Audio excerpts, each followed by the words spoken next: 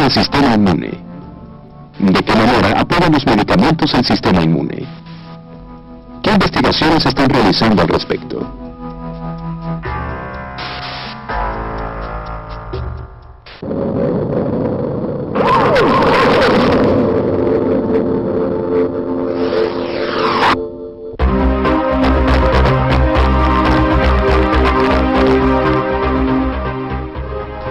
Esto es Paradigma, emisión que presenta el Consejo Nacional de Ciencia y Tecnología.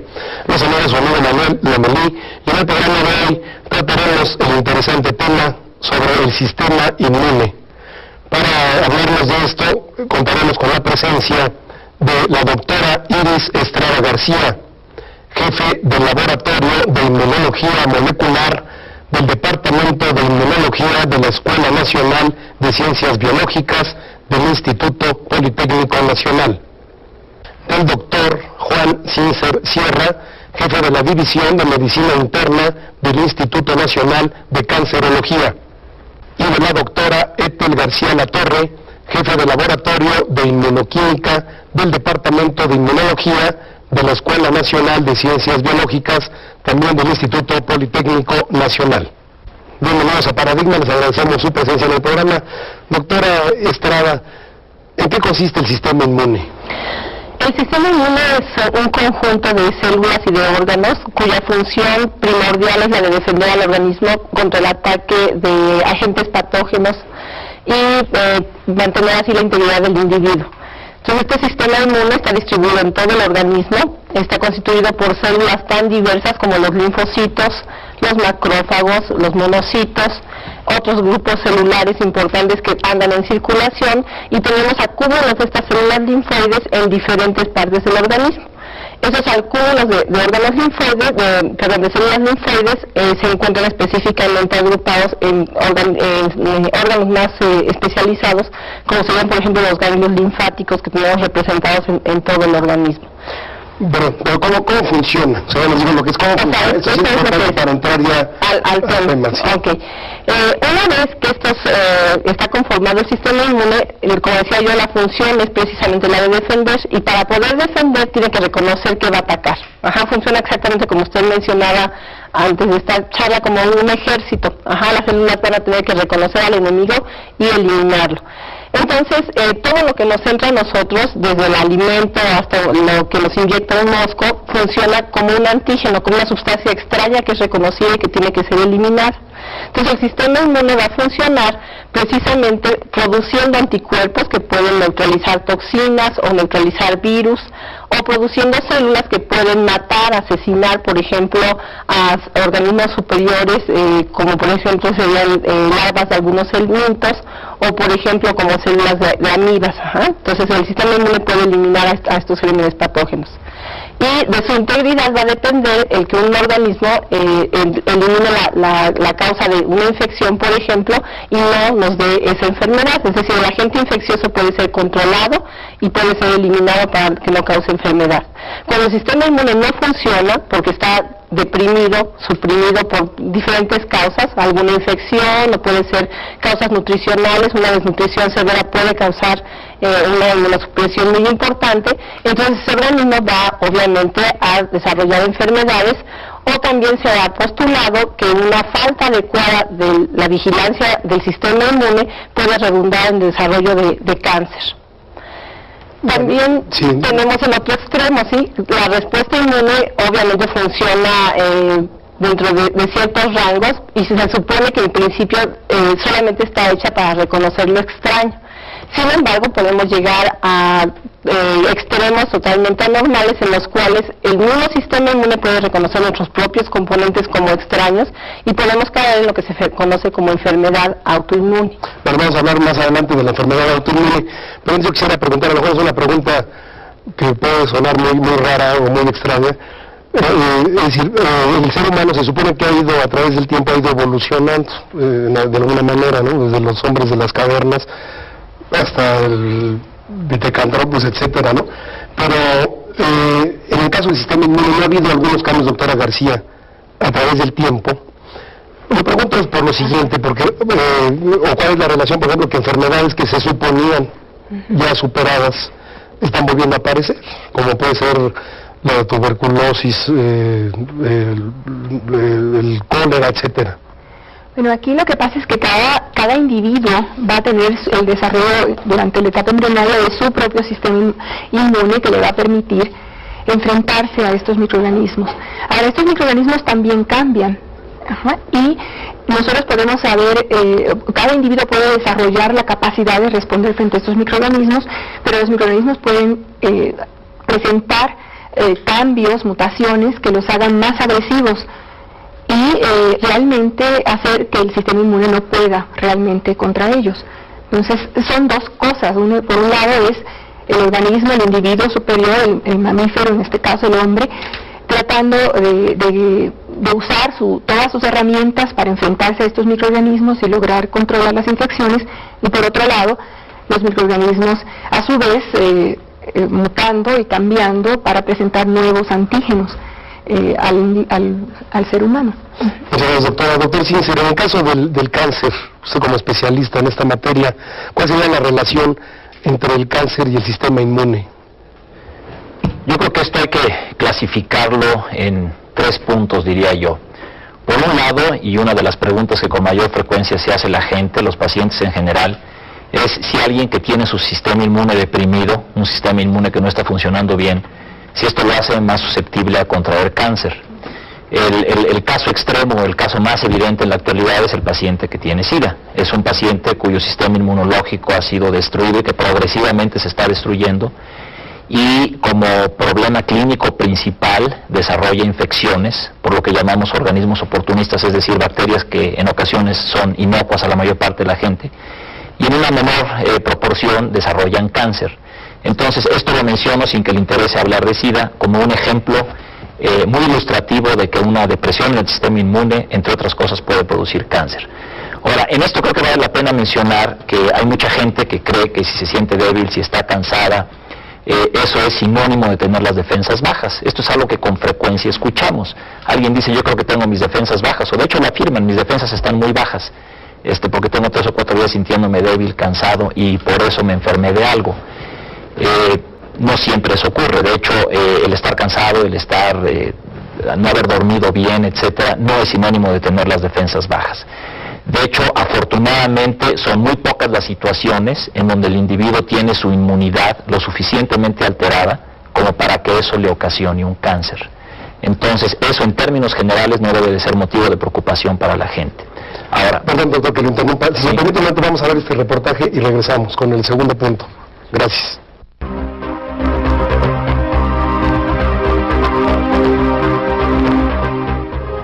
Nos encontramos en el Laboratorio de Inmunología Molecular 2, en donde se está trabajando Bordetella pertussis, que es el agente causal de la tosferina. Nosotros estamos trabajando con cepas de aislamientos clínicos de pacientes menores de 1 año. Estamos trabajando su aspecto inmunológico y su aspecto genético. A continuación se describe la obtención del DNA. Una vez obtenidas nuestras muestras de DNA, procedemos a colocarlas en nuestro gel, en el gel de agarosa. Colocamos nuestra muestra, conectamos nuestra cámara de electroforesis a la fuente de poder, utilizamos un voltaje de 45 volts. Una vez ya corrida nuestra muestra de DNA, procedemos a observarla en un transluminador de luz ultravioleta que nos permite ver la muestra de DNA, ya que los geles de agarosa contienen bromuro de tirio, que es un compuesto que se intercala en las cadenas del DNA.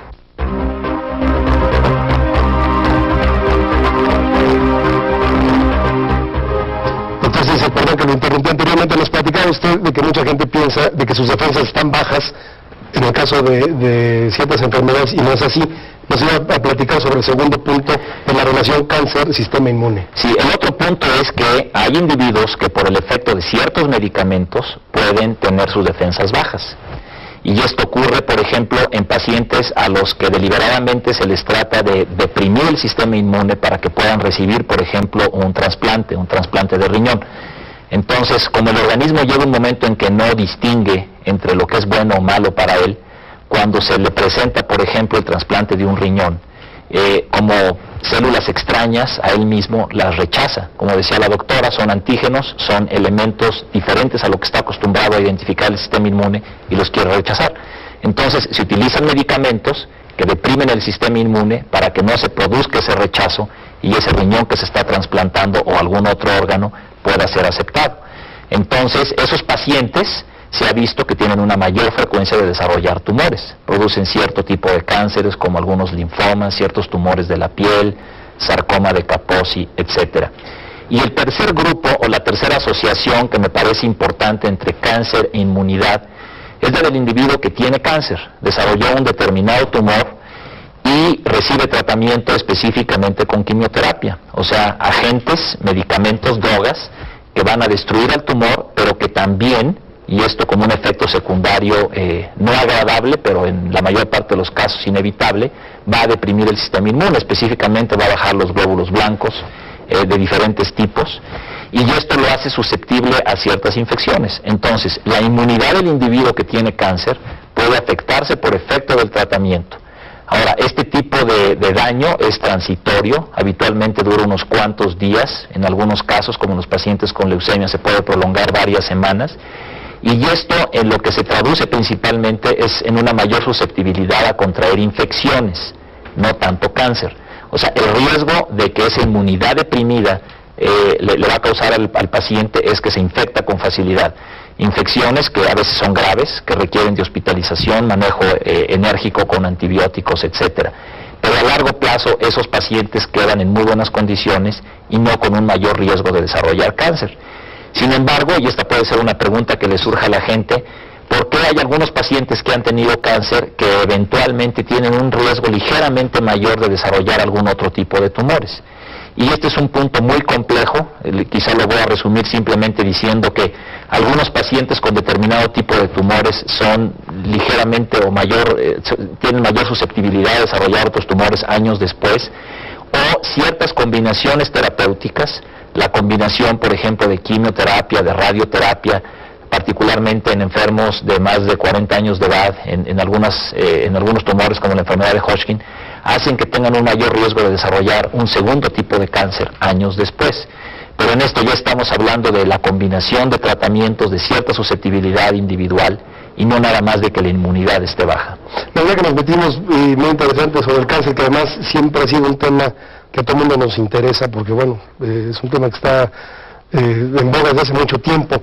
Pero de los últimos años, ¿qué avances ha habido? Porque antes se decía que, bueno, primero que es el cáncer es un desarreglo en el organismo de que las células crecen en forma indiscriminada, sin ningún control.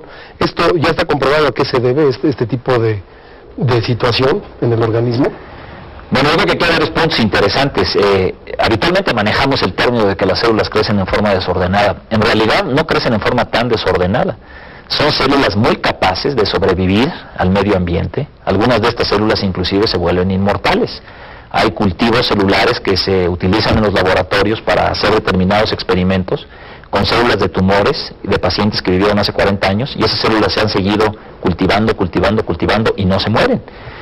Lo que no ocurre con muchas células normales del organismo, que se pueden cultivar pero mueren después de unas cuantas generaciones. Entonces, esto de lo que nos habla es de que esa manera de desarrollarse de las células tiene un orden interno que no es positivo para el organismo. O sea, la persona puede fallecer de cáncer, pero dentro de su propia manera de crecer, sí es bastante, está muy bien estructurado, ayuda a esas células y esos tumores a poder vivir en contra de todas las contingencias del medio ambiente. Los tumores pueden producir sustancias que estimulan el desarrollo de vasos alrededor de donde están esas células para que la irrigación sanguínea, o sea, para que el aporte de nutrientes sea el adecuado y los tumores no fallezcan. Entonces, es un sistema complejo que el mismo tumor tiene para poderse defender del medio ambiente y subsistir. Muchas gracias, doctor Sincer. Regresamos.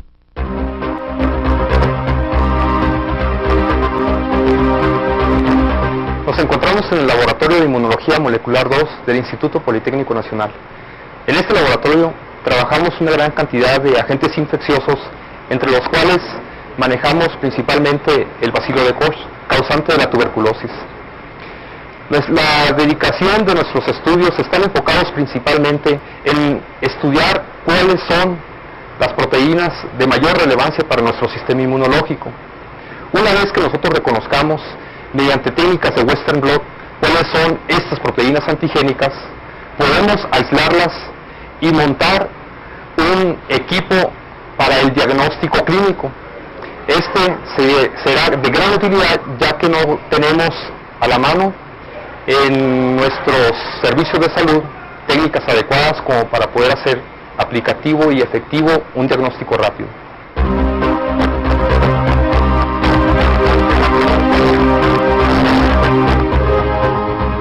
Doctor Estrada, dentro de estos mecanismos de que nos hablaba el doctor Sincer, de que se puede cambiar la respuesta en relación a otras enfermedades, ¿qué es lo que se está elaborando, qué es lo que se ha investigado y con qué resultados? Bueno, específicamente con respecto a esto que mencionaba el doctor Sincer, no necesariamente para cáncer, sino también en otras enfermedades infecciosas, se ha visto que algunas sustancias producidas por células del sistema inmune pueden actuar modulándolo. Esas sustancias, que genéricamente se conocen con el nombre de citocinas, existen muchos tipos de ellas, pero de las que seguramente muchos de ustedes han oído hablar son los interferones famosos.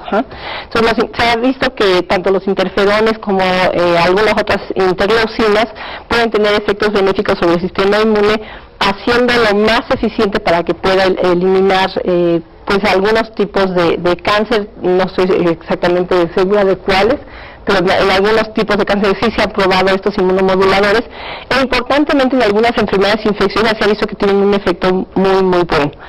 Ahora, de las enfermedades que usted me pregunta, enfermedades que están renaciendo importantemente y que pensábamos que ya no íbamos a tener, pues son, por ejemplo, la lepra y la tuberculosis, que es a lo que nosotros nos dedicamos en el Departamento de Inmunología a estudiar. Estas enfermedades nos interesan a nosotros mucho por dos razones. La lepra en particular, porque es un modelo excelente para estudiar la respuesta inmune. Estaba yo platicando al principio que el sistema inmune está encargado de eliminar a los gérmenes patógenos, y en el paciente con lepra es exactamente lo contrario. El sistema inmune parece ser que pasa totalmente desapercibida la presencia del bacilo, y entonces el sistema inmune no hace nada en contra del bacilo que es el agente causal de la lepra, que es el Mycobacterium leprae. De tal forma que un paciente con lepra puede llegar a tener cantidades inusitadas de bacilos. Estamos hablando de alrededor de 10 a la 11 bacilos por gramo de tejido, ¿sí? Si nosotros pudiéramos ver esa cantidad de bacilos, sería increíble la cantidad de bacilos que presentan nuestros pacientes. De tal forma que aquí sabemos entonces que el sistema inmune, a pesar de estar intacto aparentemente de esos pacientes, no juega ningún papel relevante protegiéndolos. Entonces, por eso nos interesa mucho estudiar lepra, y además porque sigue siendo un problema de salud pública, aunque hay antibióticos que previenen o que más bien detienen la infección por el bacilo, no se ha logrado eliminar, y el paciente, aunque se puede eliminar finalmente estos bacilos, persiste toda su vida con una serie de problemas que seguramente están dados precisamente por su misma respuesta inmune que está alterada. En el caso especial de la tuberculosis, que sería la otra enfermedad infecciosa que nosotros estudiamos, recientemente está cobrando mucha importancia. Es una enfermedad que desapareció, o prácticamente estaba por desaparecer más bien a finales de la década pasada. En muchos de los países está bastante controlada. Los pacientes con tuberculosis serán rápidamente tratados con las drogas antifímicas, los antibióticos que matan al bacilo Mycobacterium tuberculosis. Sin embargo, hay dos hechos muy importantes que permiten que la tuberculosis vuelva a renacer. Uno de ellos es la presencia de esta infección que todos conocemos, que es el síndrome de inmunodeficiencia adquirida causada por el virus HIV, y el otro sería específicamente la aparición de muchas cepas resistentes a los antibióticos. Bueno, sobre eso creo que si nos pueden ampliar un poquito, doctora García, sobre la resistencia a los antibióticos. Por lo que hemos visto y lo que hemos leído, o sea, surge un antibiótico de raíz de la penicilina, por ejemplo. Resulta que en ese momento, lógicamente, fue un medicamento de excepción que salvó muchas vidas en ese momento. De repente, bueno, se empiezan a hacer resistentes, lo que nos dice la doctora Iris, las bacterias y los virus. Y es una constante pelea entre buscar nuevos, si se puede poner entre comillas, ¿no?, entre buscar nuevos medicamentos con nuevas características para atacar estas mutaciones o estos cambios en las enfermedades. ¿Cómo se da este cambio?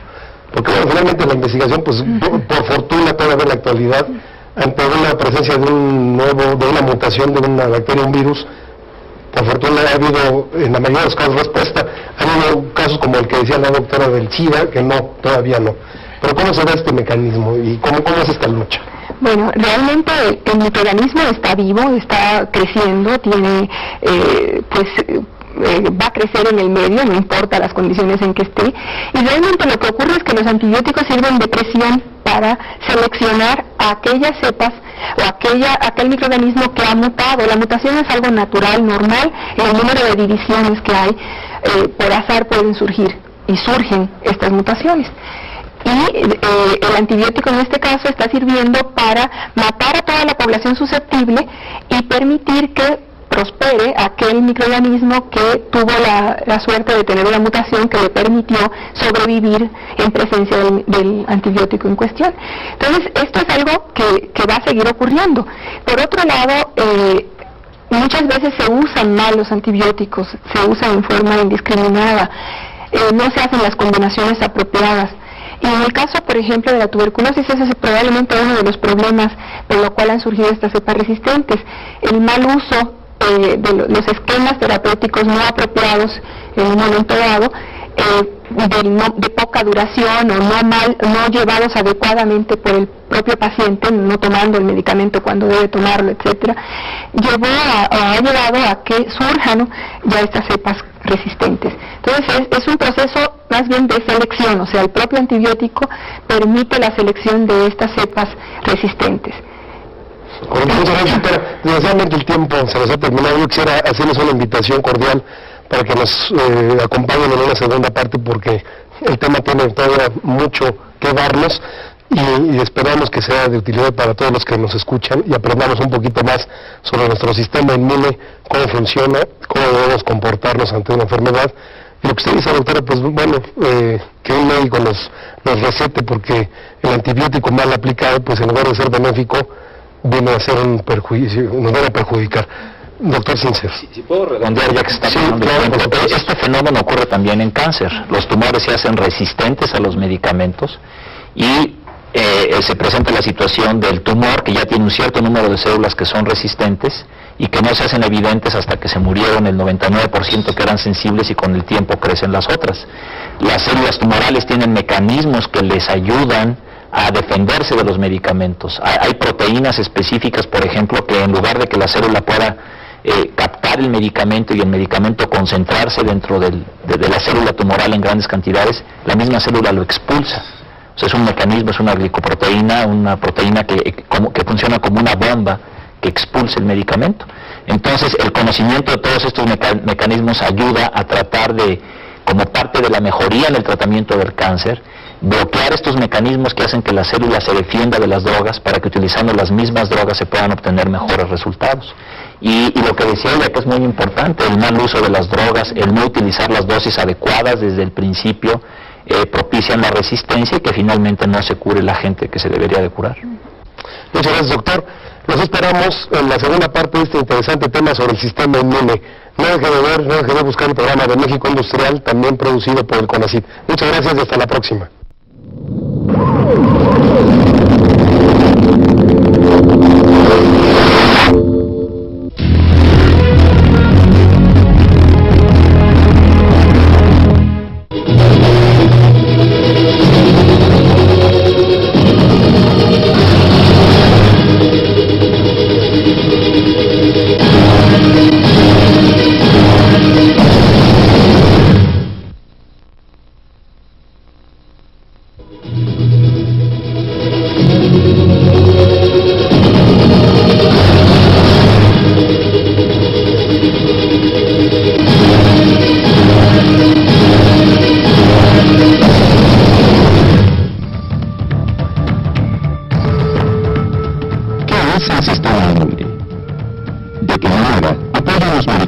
el sistema inmune.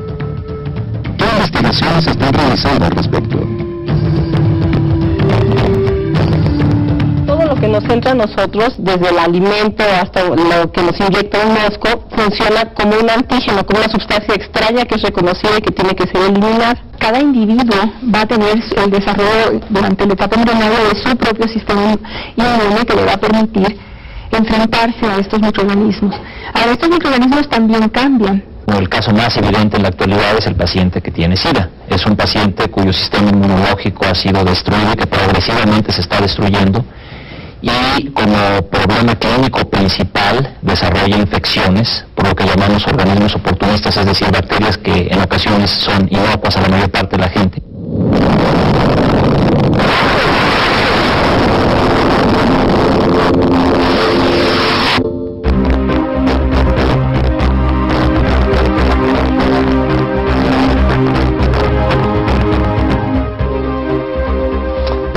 Paradigma, emisión que presenta el Consejo Nacional de Ciencia y Tecnología. Los saluda su amigo Manuel Lomelí. Continuaremos hoy con la segunda parte de nuestro programa acerca del sistema inmune. Contaremos con la presencia de la doctora Iris Estrada García, jefe del Laboratorio de Inmunología Molecular del Departamento de Inmunología de la Escuela Nacional de Ciencias Biológicas del Instituto Politécnico Nacional. El doctor Juan Cincer Sierra, jefe de la División de Medicina Interna del Instituto Nacional de Cancerología. Y a la doctora Ethel García Latorre, jefe del Laboratorio de Inmunoquímica del Departamento de Inmunología de la Escuela Nacional de Ciencias Biológicas del Instituto Politécnico Nacional. Muchas gracias por estar con nosotros otra vez en este programa de Paradigma. Dejaron muchas cosas en el tintero en la primera parte. Yo quisiera ahora empezar con las enfermedades autoinmunes, doctora García, si está manera de explicarnos en qué consisten. Yo creo que vale la pena recordar la función importante del sistema inmune en el reconocimiento de lo que es extraño al organismo para llevarnos a la defensa o protegernos de estos agentes extraños. Sin embargo, este sistema, pues como todo lo que es fisiológico, se puede echar a perder, se puede dañar, se puede alterar. Y cuando este sistema deja de estar regulado, debe estar perfectamente regulado, cuando deja de estar regulado, puede empezar a reconocer a lo propio. Y cuando reconoce a lo propio en forma muy importante, estos mismos mecanismos que nos pueden llevar a protección, a curarnos de las enfermedades o a evitar que nos den, nos pueden llevar a autodestruir nuestro propio organismo. Entonces, cuando tenemos esas circunstancias, entonces hablamos de que hay una enfermedad autoinmune. Entonces hay una respuesta contra los propios componentes y esa respuesta causa daño. Y el paciente está muy alterado, está muy mal. ¿Cuáles serían este tipo de enfermedades, doctora, si nos quiere platicar? ¿Cuáles serían estas enfermedades? Bueno, hay muchas enfermedades de naturaleza autoinmune, algunas bien conocidas, otras que se sospecha que son enfermedades de tipo autoinmune, pero tal vez las dos más importantes son el lupus eritematoso sistémico y la artritis reumatoide. Son las dos enfermedades más conocidas con características autoinmunes, pero hay muchas otras, y algunas de ellas, como las que nosotros estamos interesados en estudiar, todavía no están perfectamente definidas como enfermedades autoinmunes, pero hay una sospecha importante de que lo son. En este caso es la enfermedad que se conoce como espondilitis anquilosante. ¿Tiene nombre vulgar? Pues no, que yo sepa. ¿Y en qué consiste entonces esta enfermedad? La espondilitis anquilosante es una enfermedad en donde hay una inflamación crónica de la columna vertebral y de la zona sacroiliaca, fundamentalmente, y es una enfermedad, como digo, crónica, progresiva, como son todas las enfermedades autoinmunes. Y el paciente termina por tener anquilosis, o sea, la columna vertebral se hace rígida y pues obviamente pierde todo su movimiento libre de la columna. Perdón, sí, entonces. Yo quisiera comentar que dentro de estas enfermedades, porque para mucha gente quizá hablar de grupo que quiere decir y que lo ha tenido, que lo entiende muy bien, la selectividad de daño por las propias células del organismo, en términos generales en estas enfermedades, está dirigida básicamente a articulaciones, al pulmón, al riñón, a la piel. O sea, muchas de estas enfermedades tienen ciertos aspectos comunes en cuanto a su daño articular. Por eso hay una artritis reumatoide, problemas básicamente un tipo de artritis. En el lupus también puede haber cierto grado de artritis, pero también daño a otros tejidos. Entonces básicamente son piel, pulmón, riñones y articulaciones los sitios en que con mayor frecuencia el sistema inmune va a atacar. Bueno, además habla mucho de la herencia, doctora Estrada, en las cuestiones hereditarias. Realmente la experta nacional. Sí, muchas de estas enfermedades autoinmunes tienen un componente genético, o sea, son enfermedades que ocurren en familias y hay tendencia a desarrollarla. No quiere decir que se herede la enfermedad, sino se hereda la tendencia o la posibilidad de desarrollarlas. Y se relacionan íntimamente con los caracteres genéticos. Bueno, por lo que nos ha platicado en la primera parte de este programa y ahora, realmente el sistema inmune resulta una cosa maravillosa, ¿no? Eso nos vamos a ver, pero por otra parte, pues no quisiéramos que nos diera miedo, decir, no, pues ya no voy a salir a la calle ya porque cualquier cosa, o me voy a disponer con una persona a darle la mano, etcétera. ¿De qué manera podemos reforzar nuestro sistema inmune precisamente para estar en mejores condiciones para enfrentar cualquier ataque de bacterias o virus o hongos? Bueno, uno de los objetivos más importantes de conocer muy bien, o por lo menos mucho mejor el sistema inmune en este momento, es el tratar de lograr estimularlo de alguna manera para tener mejor respuesta frente a estos microorganismos. Entonces, contra varios microorganismos contamos con vacunas, esto es, con productos de estos microorganismos que podemos administrar en forma apropiada en la etapa de la infancia para que el individuo desarrolle una respuesta inmune apropiada contra esos microorganismos que dejen una memoria, que dejen lo que llamamos memoria inmunológica. Esto es que si el individuo se ha vacunado apropiadamente, cuando llegue a enfrentarse a los microorganismos patógenos que puedan causarle daño, tiene ya los elementos necesarios para defenderse de una mejor forma y salir adelante sin realmente tener la enfermedad.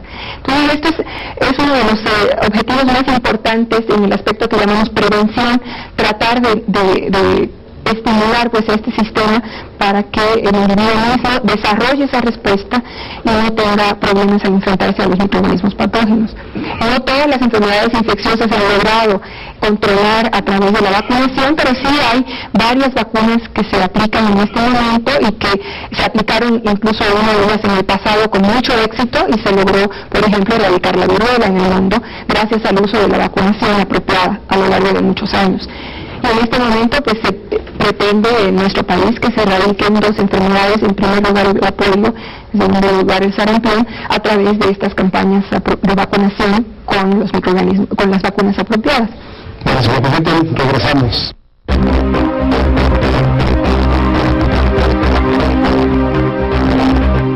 Nos encontramos en el Laboratorio de Inmunoquímica 1 del Departamento de Inmunología de la Escuela Nacional de Ciencias Biológicas.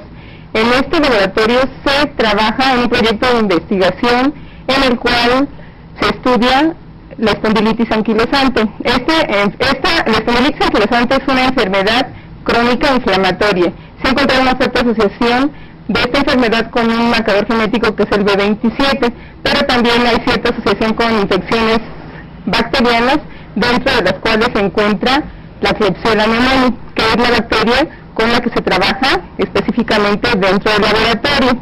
Y lo que se trata de buscar es su asociación con el desencadenamiento de la enfermedad.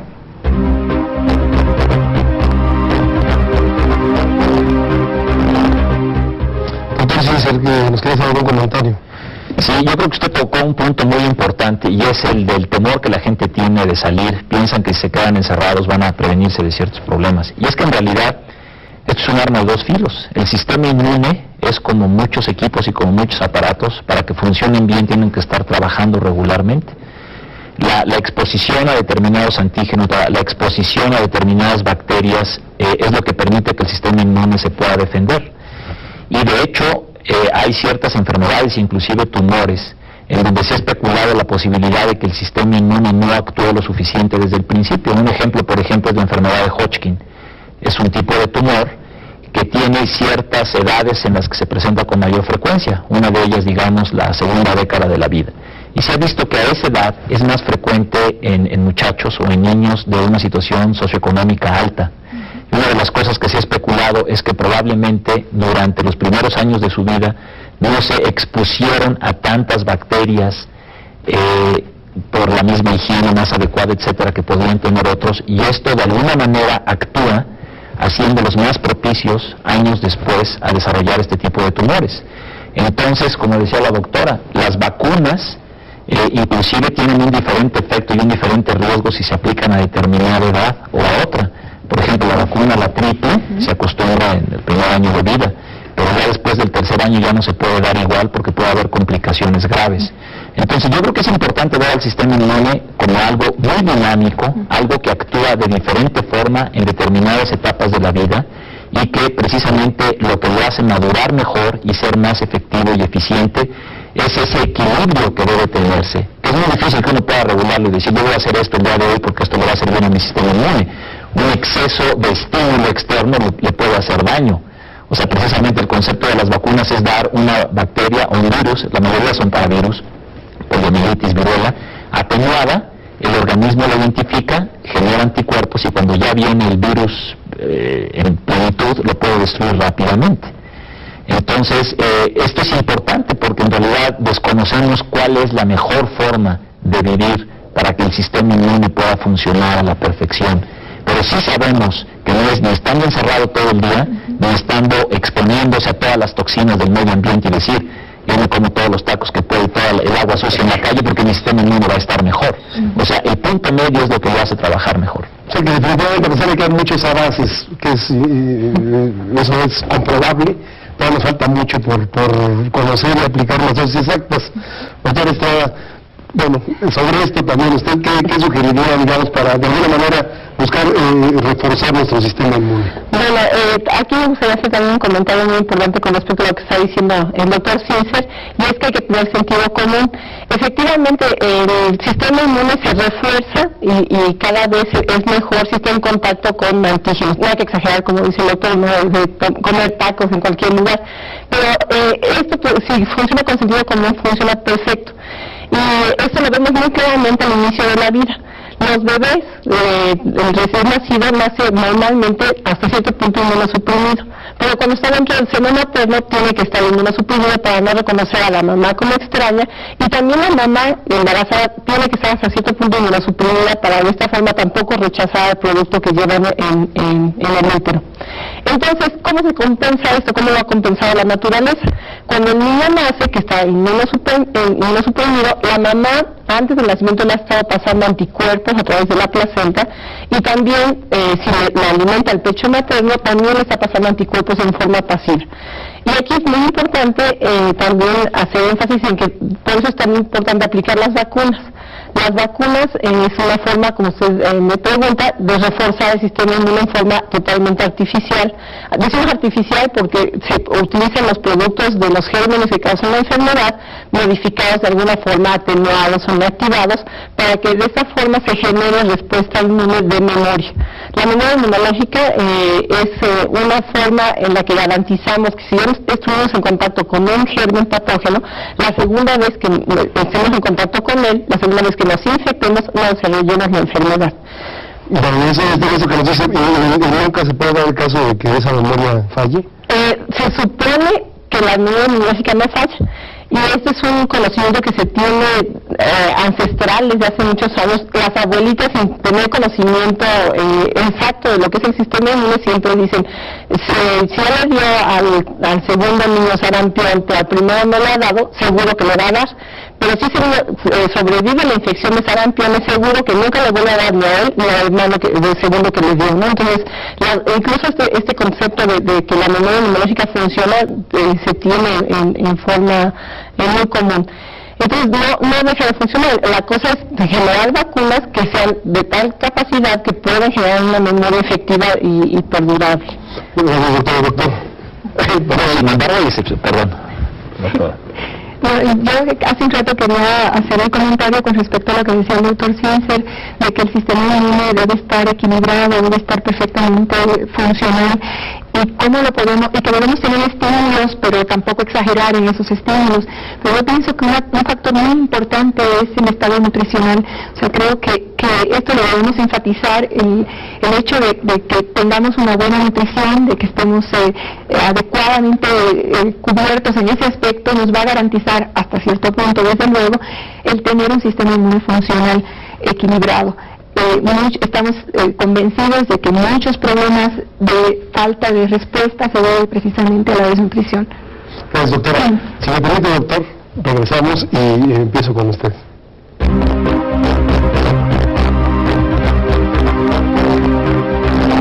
Para estudiar la relación de las infecciones bacterianas con la espondilitis anquilosante, nosotros hemos utilizado la técnica de inmunoelectrotransferencia. Esta consiste en separar las proteínas de Klebsiella pneumoniae en un gel de polaquilamida. Esta es una cámara que se utiliza para este caso. El resultado obtenido es la separación de las proteínas del extracto total de Klebsiella pneumoniae en un gel de polaquilamida. Este es un resultado de la tinción del total de las proteínas totales de la bacteria. El gel es inmediatamente transferido a un papel de nitrocelulosa. Aquí vemos el resultado de unos sueros de pacientes con espondilitis anquilosante que reconocen a una proteína de choque térmico que nosotros hemos relacionado con la enfermedad.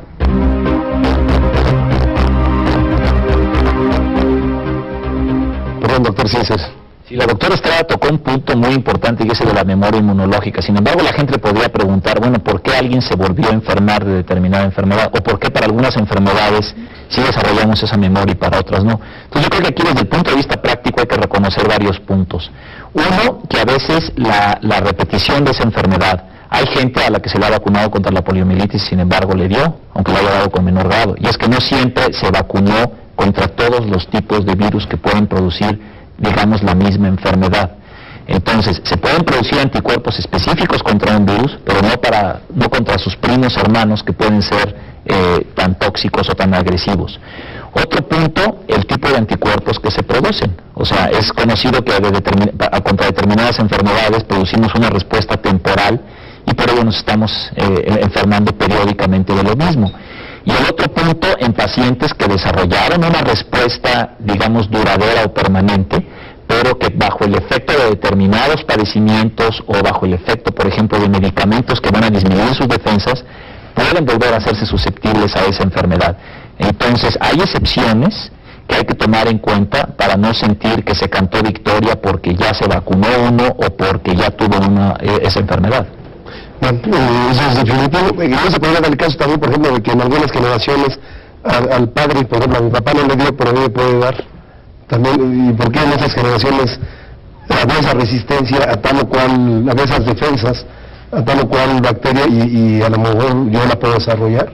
Bueno, como decía la doctora García, el sistema inmune de cada quien es individual. Y la otra cosa, hay enfermedades que pasan desapercibidas o infecciones. Alguien puede tener una determinada infección y alguien puede tener anticuerpos contra un determinado virus sin nunca haberse sentido enfermo. O sea, no siempre es obvia.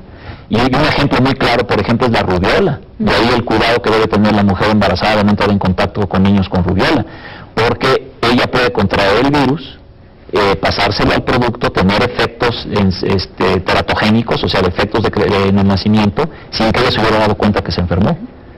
Bueno, doctor, en el caso del cáncer, revisando un poco el cáncer, ¿cuáles son los más comunes en la actualidad?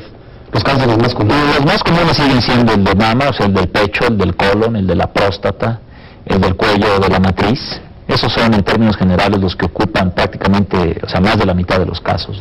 Claro, es difícil dar un porcentaje, pero desde hace 10 años a la fecha, antes se decía el cáncer ya es mortal y ya se van a morir. En la actualidad, ya usted nos explicaba que muchos son curables. ¿En qué proporción se ha avanzado en esto? Siempre ha habido casos que se pueden curar. Lo que pasa es que en determinados tumores se cura el 90% de la gente y en otros se curan el 3% de las personas. El avance está en que esa enorme ventana entre unos tumores muy positivos en su tratamiento y otros se ha reducido. Entonces, pues consiste en que ya hay formas de detectar algunos tumores de manera más temprana, en situaciones en donde la cirugía o la radioterapia pueden eliminar ese tumor completamente y el paciente curarse sin necesidad de ningún otro tratamiento. Y el advenimiento de medicamentos nuevos, medicamentos efectivos que ayudan a curar pacientes que inclusive tienen metástasis. Metástasis es el término médico para ramificaciones. Cuando los pacientes se presentan con tumores en pulmones, en hígado, en otras épocas, en ausencia de los medicamentos con los que contamos ahora, no había forma de curar a estos pacientes, y en la actualidad sí. Entonces, creo que cáncer no es sinónimo de muerte, tampoco hay que ser simplistas, entre más temprano se diagnostique es más fácil de curar. Gracias, doctor. También hay otra pregunta relacionada con el cáncer. ¿Qué tanto es de cierto que es una enfermedad psicosomática? ¿De qué manera, más bien, mi pregunta, de qué manera la mente puede influir en que se genere un cáncer? Esta es una pregunta muy común. La gente cree que si está deprimida o si no ha manejado bien determinado problema de estrés, le va a dar cáncer. Y muchas veces dicen, es que me acaban de diagnosticar cáncer porque yo tengo 6 o 8 meses con muchos problemas. Esto no se ha demostrado científicamente. No hay evidencia de que la mente sea capaz de producir un tumor. Pero lo que sí es muy importante es que el pronóstico, el desarrollo positivo de una persona que tiene cáncer, sí se ve influido por la mente. Y es que hay muchos factores, o sea, no la mente como una energía abstracta que hace que el cáncer crezca o se produzca, sino una persona que tiene demasiados problemas, muchas veces va a afectar su nutrición, que como dice la doctora es algo importante, no va a atenderse adecuadamente, los tratamientos no se van a cumplir como debe de ser.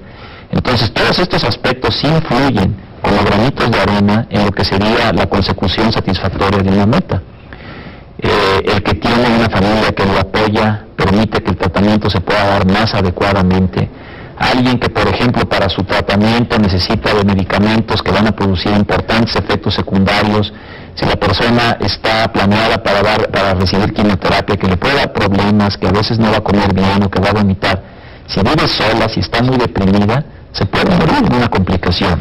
Si está acompañada, si tiene familia, si tiene personas que la apoyan, el pronóstico va a ser mucho mejor. Entonces yo lo dejaría básicamente como todo lo que está alrededor de la enfermedad y la actitud ante la vida, no tanto como que eso per se causa cáncer.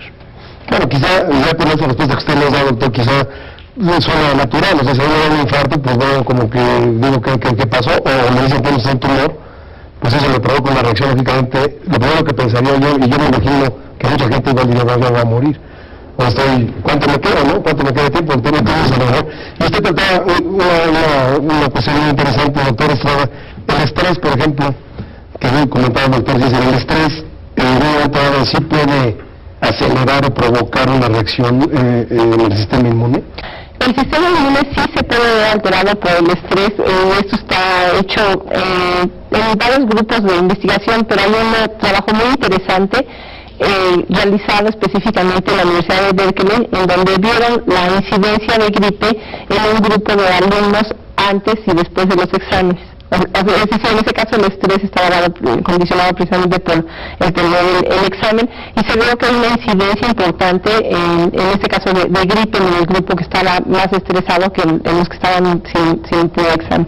Entonces no puede ser definitivo, no son muchísimos estudios, pero se sabe que algunas cosas que son estresantes, como sería incremento de temperatura, ingestión de alcohol, este tipo de cosas que sí, no son subjetivas, que son muy reales, sí tienen efectos en el sistema inmune, porque se generan una serie de proteínas que se conocen con el nombre genérico de proteínas del estrés o del choque térmico, que son muy inmunogénicas, es decir, pueden modificar el sistema inmune.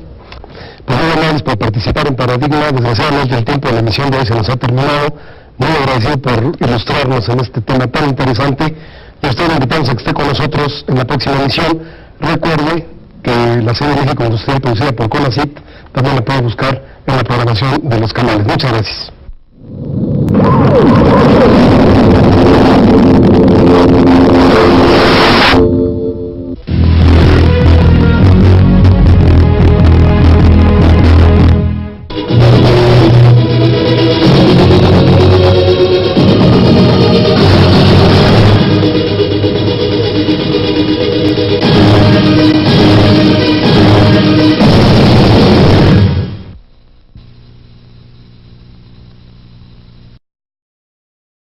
Tiene que reconocer que va a atacar.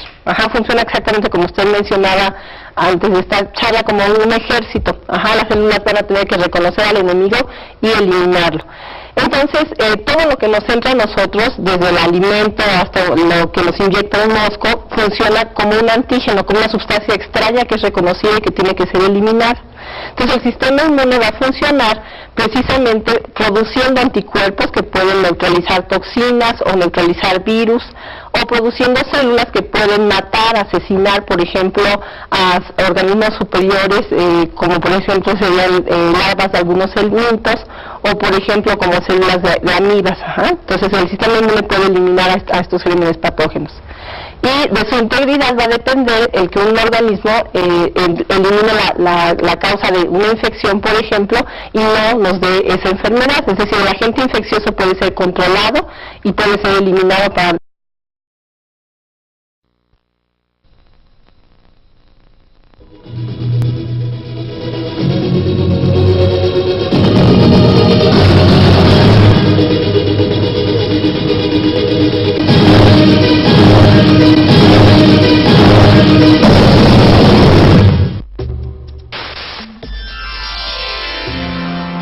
¿Qué hace el sistema inmune? ¿De qué manera apoyan los medicamentos el sistema inmune? ¿Qué investigaciones se están realizando al respecto?